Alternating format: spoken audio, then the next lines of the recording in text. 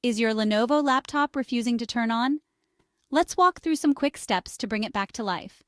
First, check the basics. Make sure your laptop is plugged in and the charger's light is on. If your battery pops out, remove it and try turning the laptop on with just the charger. Still nothing? Connect an external monitor. If you see your desktop there, your screen may be the issue. Now let's hard reset. Unplug everything, remove the battery if you can, then press and hold the power button for 30 seconds. Plug everything back in and try turning it on. If your screen is still black, press Windows plus Ctrl plus Shift plus B to reset the display driver. Still no luck?